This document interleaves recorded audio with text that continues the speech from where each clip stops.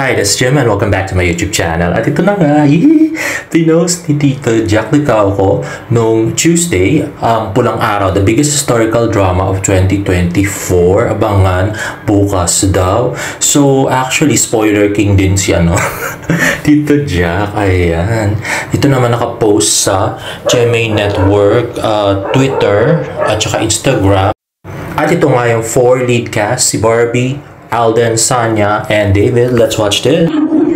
Bida na naman ang kasaysayan sa upcoming action drama ng GMA na Pulang Araw.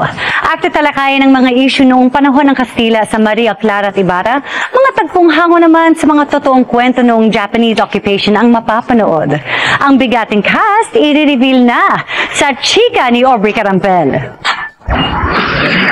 Sa pagpasok ng 2024, isang bagong offering ng GMA ang paniguradong tatatak sa ating mga kapuso. Yan ang biggest historical action drama series of 2024, ang Pulang Araw, na nakabase sa pangyayari noong Japanese occupation era at World War II sa ating bansa. At ang mga bibida riyan, di basta-basta dahil sa pagkasama-sama ng mga bigating kapuso at sparkle stars na sina Barbie Forteza, Sanya Lopez, David Licauco, at Alden Richards. Coming from Maria Clara at Ibarra, na parang we really left a mark. The show itself, the team behind it, left a mark and really gave a big impact in terms of Philippine history. So now, mas ma-embrace natin ang pagbabalik tanaw sa ating historia. Half-brother ni Barbie nagaganap as Adelina si Alden. Nagagampanan naman ang role ni Eduardo na may dugong Amerikano. I am very grateful to GMA na binigay na nila sa akin to because it's basically showcasing my roots na hindi ko na-experience growing up. Na yun nga, yung pagkakaroon ko ng dugong Amerikano. Reunion project din ito ni na Barbie at Sanya. Half-sister ni Barbie si Sanya, Asterisita, na kapwa niya vaudeville star. Kaya kailangan daw nilang mag-training ng tap dancing at singing. Masarap gumawa kasi ng teleserye na alam mong pag nagawa mo to, maraming may inspire sa storya na to. At gusto kong maramdaman yung struggle noon ng mga Pilipino, kung paano nila nalagpasan yung World War II noon. Siyempre, balik tambalan ito sa telebisyon ni na Barbie at David, nagaganap naman bilang Japanese soldier na si Hiroshi. Bilang preparasyon, mag-aaral naman daw ng Nihongo si David. Super grateful na si Barbie yung kasama ko kasi kapag kasama ko siya, mas lumadali yung buhay ko. Of course, super sanay na ako sa kanya. And somehow she calms me down whenever kinakabahan ako. Tiyak daw na bawat pamilyang Pilipino ay may kaanak na nabuhay at may kwento tungkol sa karanasan noong panahon ng pananakop ng mga Hapon. Kaya maglalagay din daw ng mga totoong kwento mula sa mga tao na mismong naranasang mabuhay sa gitna ng gyera noon. Sana in a way, itong Pulang Araw is maging katuwang or kaibigan nila pag nagsimula kaming umere sa GMA na hindi sila nag-iisa. Alam namin ang mga pinagdaanan nila at nandito kami para bigyan sila ng pasasalamat at papuri para sa mga sakripisyo. Aubrey Carampel, updated showbiz happenings. Ayun na nga, another compliment from David na dumadali daw yung buhay niya pag si Barbie yung kasama niya.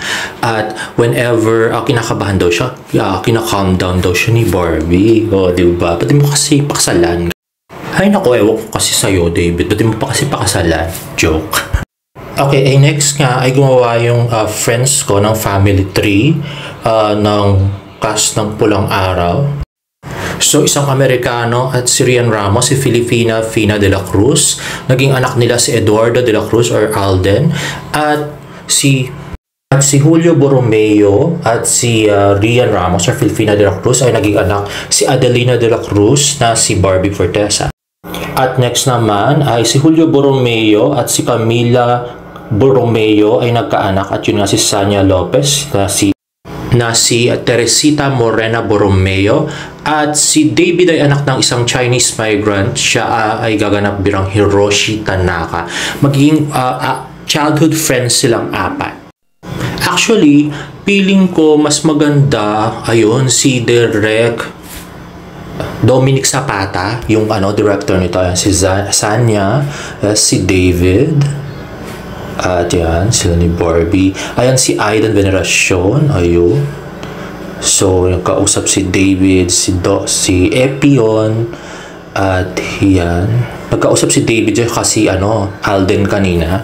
So, ay grabe parang hindi nagpapansinan si David tsaka si Sanya. Tingnan nyo yun. Tumalikod pa, no? Parang may gap. Dahil kay Jack. Char. At yan nga, si Alden, si Barbie, si David. Sana ipalabas din nila yung video na yun, no? Yung may dialogue, no? Kasi ito walang dialogue tong video na to, unfortunately. And si Rochelle kasama din.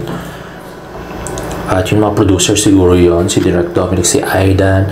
At yan na nga ang cast: Rian Ramos, Ashley Ortega, Rochelle Pangilinan, Angela De Leon, Epikis, Mikoy Morales, and Aidan Veneracion. Hola! Katatapos lang ng StoryCon ng Pulang Araw at umattend ako via Zoom dahil wala nga ako sa Maynila ngayon. Nandito pa ako sa Switzerland. Nagsimula ang StoryCon 1:00 ng hapon sa Maynila, 6:00 ng umaga dito. So obviously, nag-jacket lang ako. And then, ni-reveal na rin ang cast at mapapanood ito mamaya sa 24 oras. Sana suportahan ito ng lahat ng Filipino audience, lalo na't ang kwentong ito na may kinalaman sa panahon ng digmaan, sa nakaraang panahon ng digmaang mondial, ay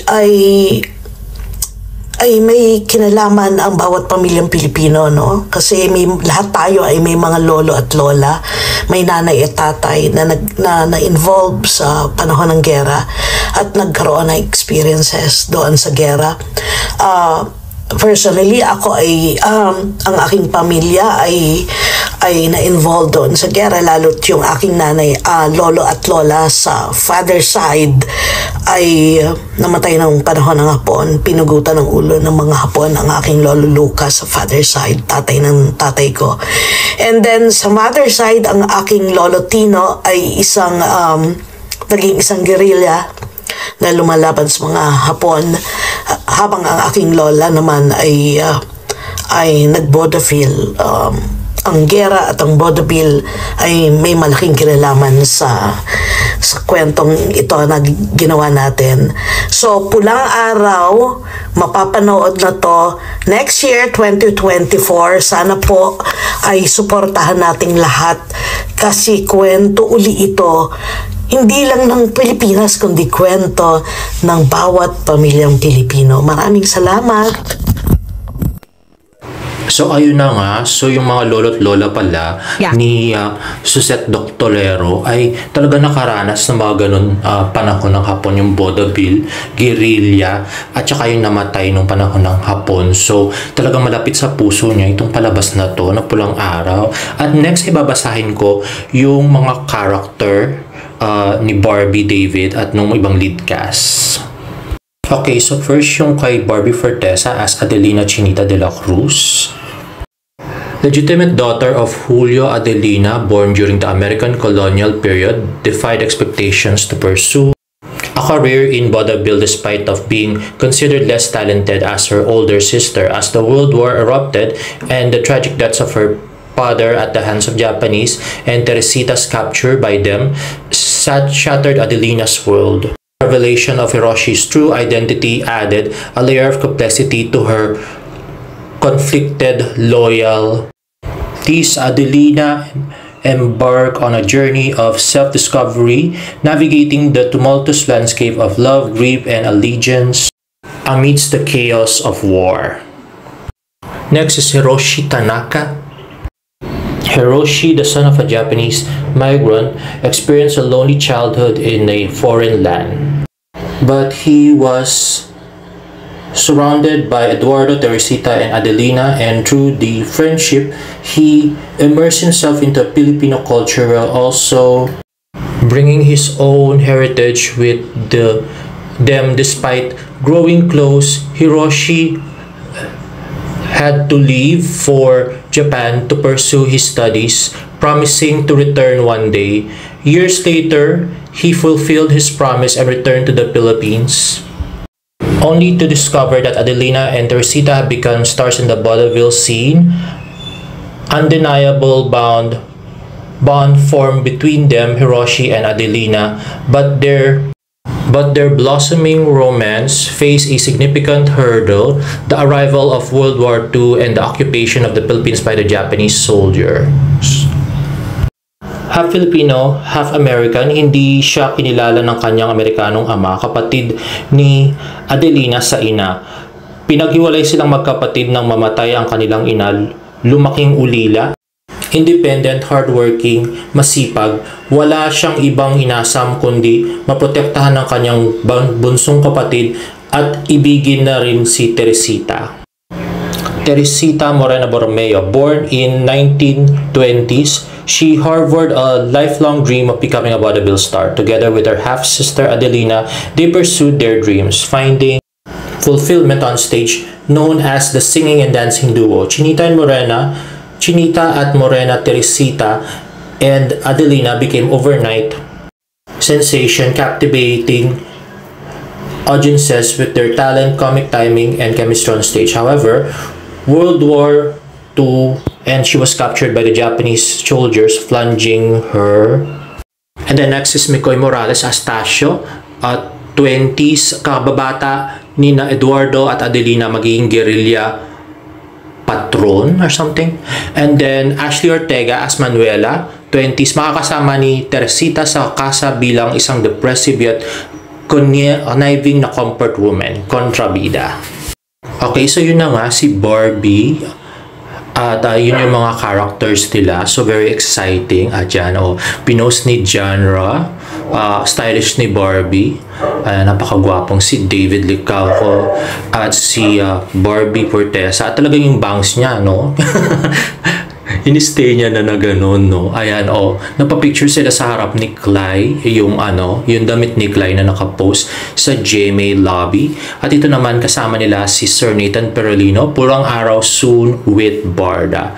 At ayan, si David ulit, na mukhang sayang-saya dahil kasama niya ulit ang paborito niyang leading lady na si Barbie Fortesa. At ito ang mga pinost ni Nathan Perolino na post ni David Licauco. Ayan. Actually, akala ko love triangle ni Alden, Barbie at saka ni David. Mas maganda sana yon, pero ayaw nila sigurong imabash si Alden. So, ganun na lang yung ginawa nila. But anyway, next naman ay panoorin natin yung Maggie Magic Sarap nila. Let's watch this. I love. It's time to cook with magic.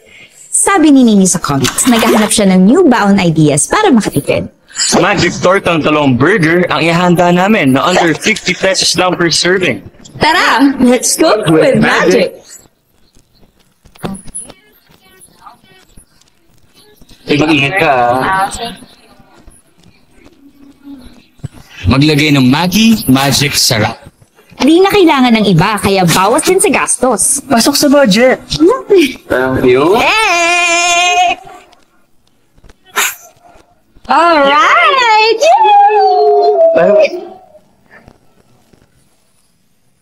Menos gastos, pero hindi menos sa sarap.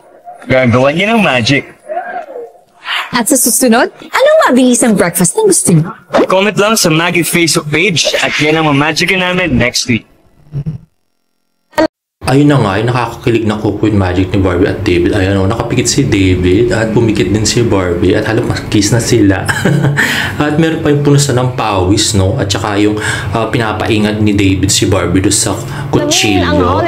At ito naman yung sa 24 oras holiday plans. Kahapon, this was last Tuesday actually, guys. Sparkling ang holiday plans ng ilan sa ating paboritong Kapuso stars.